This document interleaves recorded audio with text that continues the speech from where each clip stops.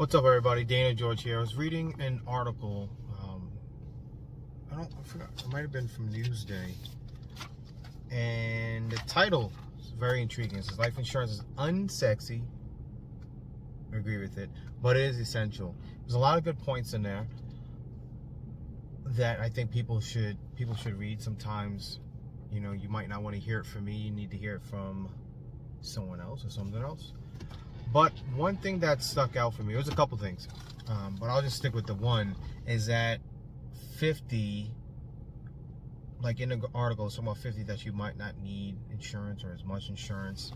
I guess theoretically it might make sense, but most of you know I do mortgages as well. 50 years old is still very, very young, and a lot of people have mortgages at 50. Due to the inflation and coming out of college with high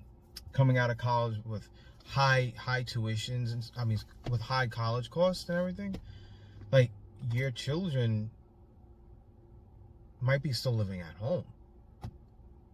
So to say like around 50 you may or may not need it, I think it's very essential to have it at 50 years old and have a decent amount as well, depending on the type of person you are. Sometimes there are some people that's like, I just want to have the bare minimum just to cover funeral costs and call it a day. But having enough of insurance at that age, I think, is so vital. 50, 60 years old, I'm coming across clients, potential clients, that are older and don't have any coverage at all, and they still have a decent sized mortgage. And let's just say even it's rent.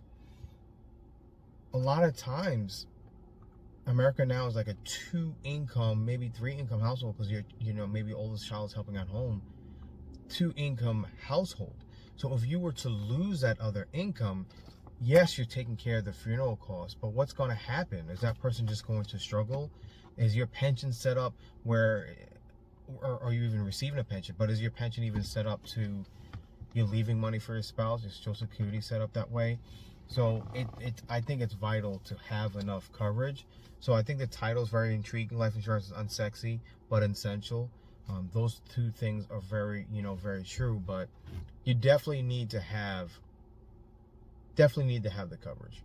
People, don't tell me what to do. You definitely need to have the coverage, whether you own a home or renting, because just imagine you're in an apartment or whatever, you're renting, whatever the case may be, you're grandfathered in or whatever, and then you lose that other income, right? And now you can't even afford that. It's not even easy to downgrade nowadays. Like, even downgrading is probably more money than what you're doing now. Because then how much you have to show in income just to get an apartment, just to buy a house. So life insurance is very, very important because of the what ifs, and you never know when anything is going to happen. Like, we just don't know that. And life insurance, yes, it's truly unsexy and nobody wants to think about it, but it is essential. Those are very great words.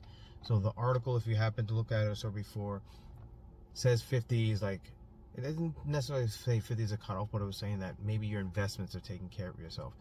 The average American, I think between the ages of 55 and 65, have about $232,000 saved up. So is that really enough? Because most of that stuff is pre-taxed anyway, so it has to be taxed. So that 232 is a lot less than that. So life insurance, depending on the situation, more than likely will be tax-free unless you have your estate planning, your estate worth a lot of money. That's going to change, so that's why I can't say a number. But life insurance is essential so you can keep your significant other in that same household, with or without your kids. So it doesn't matter the age. Make sure you get the coverage. If it's something that you're looking into, reach out to me.